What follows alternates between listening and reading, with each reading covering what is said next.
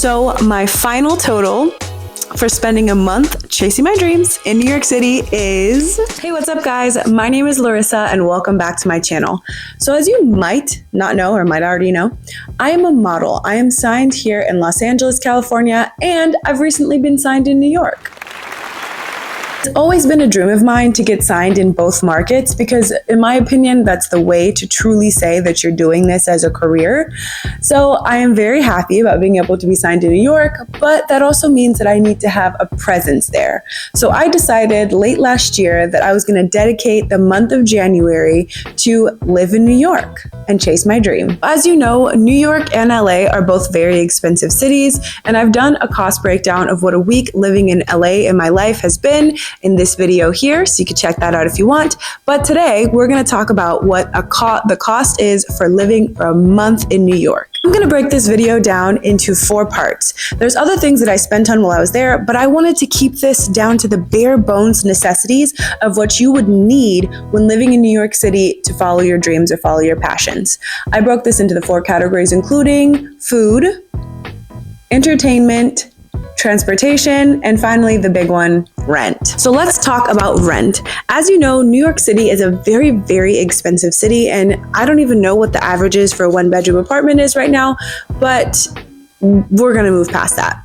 I decided to rent a space, an Airbnb specifically, in Brooklyn. So we stayed in Bed-Stuy, Brooklyn for about a month. I chose the month of January because although it is very cold in New York, it also is one of the less expensive times to be there.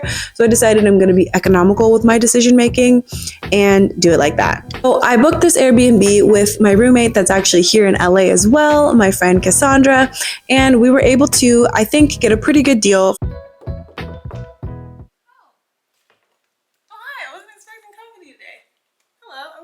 Welcome to MTV Cribs. Good morning, Cassandra. Can I come in? You may. Come on in. Is this a shoes off house? Yes, it is a shoes off house. Practice Oriental. All right. Good. All right, come on in. All right, we'll start with the bedroom. Okay. Well, your point. That's why we'll start with the living room. Okay, let's go. This is my living room. Come on in. You're not going to show us your bedroom? You don't need to see my bedroom. That's private. Where the magic happens? Okay, let's see. This is the bedroom. Okay. Isn't it huge? Wow. Wow.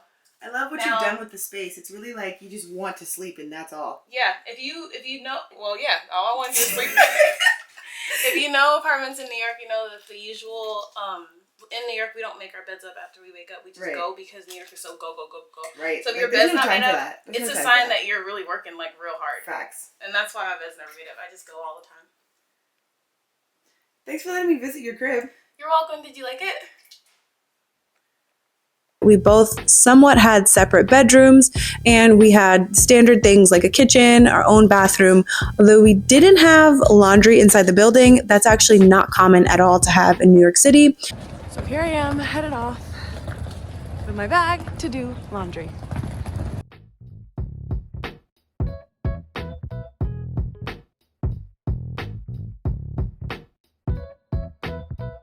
We stayed in a Brooklyn brownstone, which is also a very unique and authentic experience that we were able to have. It was about maybe a 25 to 30 minute train ride deeper into the city, but based on the fact that we didn't have to be anywhere in the city specifically every single day, it still made it a really functional place to stay for our time in New York. Oftentimes, if you do use Airbnb, you're able to get a cheaper rate if you book for the entire month versus booking for like 2 weeks or 3 weeks. Most Airbnbs have the option that you'll save money because you are committing to being there for a month. The Airbnb itself didn't have a lot of like extra special bells and whistles, and it was on the older side, like I said, a pretty authentic brownstone. But at the end of the day, I feel like that's really all we needed for being there in New York. There's a lot of different styles of accommodation. There's like co-living spaces, and there's also, like I said, other Airbnbs in different parts of the city. But for what I needed and for what Cassandra needed, we were able to work it out and spend the time there together, which also made the time pass a little bit easier and avoided some of the loneliness that one might feel when they're in a new city for the first time. I had a pretty good time exploring Bed-Stuy. Like I said, it was still really cold, so it's not like every single day we wanted to be outside doing a lot. There was also a good amount of snow while we were there, so that took up a lot of the time there as well.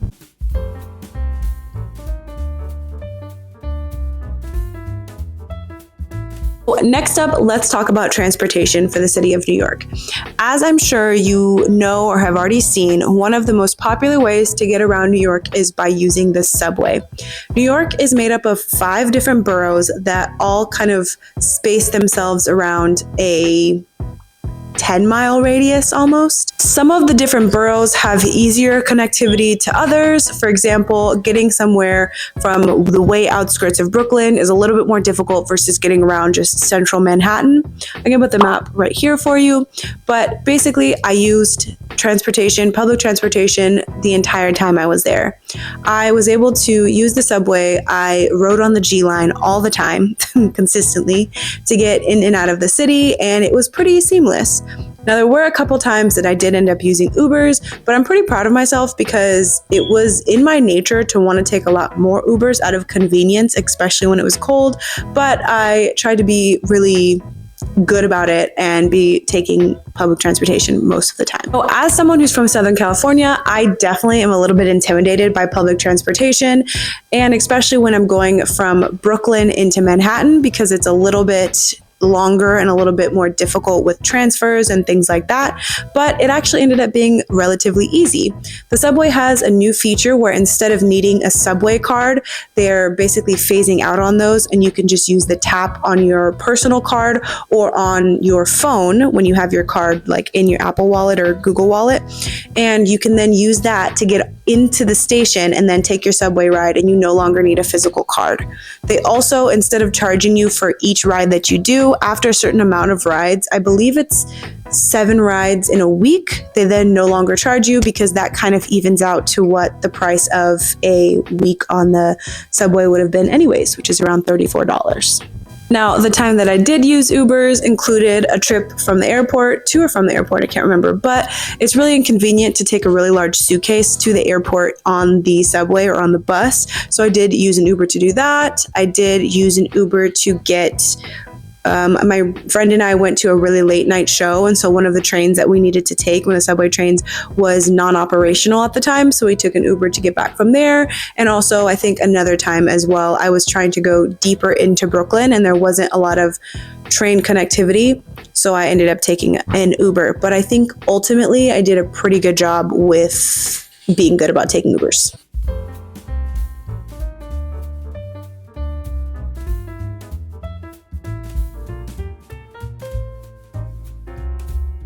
So next up, we're going to talk about entertainment. Now, this isn't exactly a necessity for your time here if you really are trying to go bare bones, but I do think if you're going to be in New York, you might as well enjoy some of what's around you and some of what there is to do. So as I said, I was there in January, which had its pros and cons for sure. On the pro side, there was some options to do things that were cheaper this time of year versus any other time. For example, January 16th to February 4th is actually NYC Must See Week, which is basically an attempt from the tourism board to ramp up just all of tourism in the city of New York, because it's kind of like the slow season that dips off after Christmas and before the weather turns nice again. So a lot of indoors things such as museums, Broadway shows, all different types of attractions and tours are going to be discounted because they're trying to, like I said, ramp up tourism. So we were able to go to a Broadway show. We saw Harry Potter and the Cursed Child, which is like somewhat of a continuation of the Harry Potter story. We're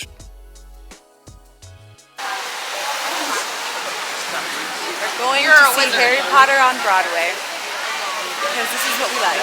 You're a wizard, Harry.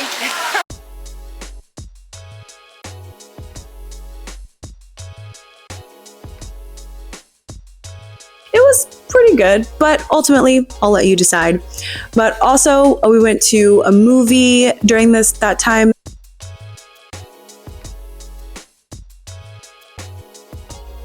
And for my own birthday in the beginning of the month, I actually went to the Vanderbilt Summit 1 Vanderbilt, and it's one of like the platform spaces where you can go off and see the city. So those are a few of the more entertainment side things that I did while I was there. Not a whole lot, but also January is a pretty gray month, so.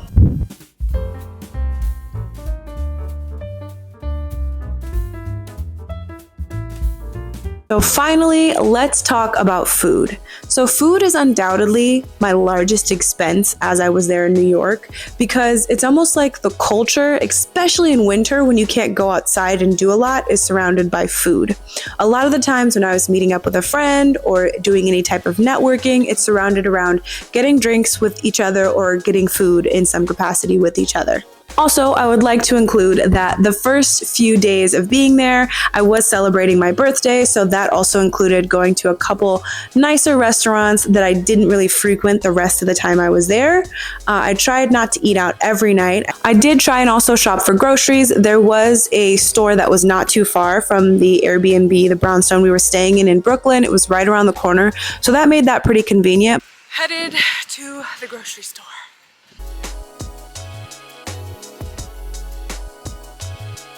But ultimately, you have to think about, in New York, which is something I'm not used to, you have to carry everything that you buy from the store. So I would go with like a big backpack and a bunch of tote bags, because it's not as simple as just carrying out the groceries to your car. So that was a big adjustment for me. So something about not being in my own home kitchen, where I felt like I was comfortable with the dishes and the options that I had, to the seasonings and everything to cook with, made me a little less inclined to cook.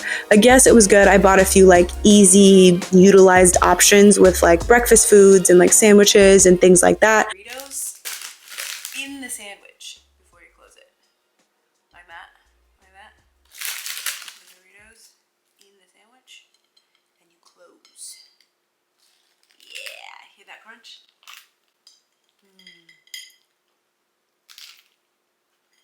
But ultimately, I just wasn't really inspired by the kitchen. I know that sounds so stupid.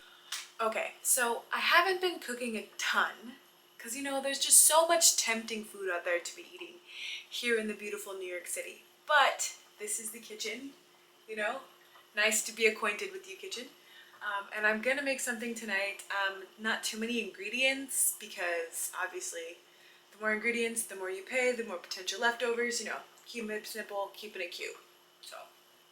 So I didn't cook as much as I could have, but it was really functional to be able to have a kitchen there. And obviously staying somewhere without a kitchen for a month would have been even more expensive than this. As far as grocery stores, where I was staying, there wasn't a lot of like huge name brand grocery stores that I personally was familiar with. A little bit further away in like Williamsburg, there was some more popular grocery chains. Like there was a Trader Joe's and there was a Whole Foods, and those places were always so crowded. So we didn't really go there for all of our grocery needs. We went to the Lincoln Market, like I said, which is around the corner, which had a little less in stock and was a little bit more expensive. But when you're in the city, you're kind of thinking about paying for convenience as well.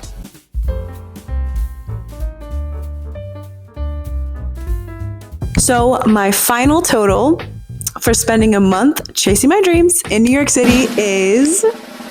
This isn't exactly the entirety of what I spent in total, but just a ballpark, so you could go and do it bare bones if you really needed to. And as always, follow those dreams and good luck. Yeah.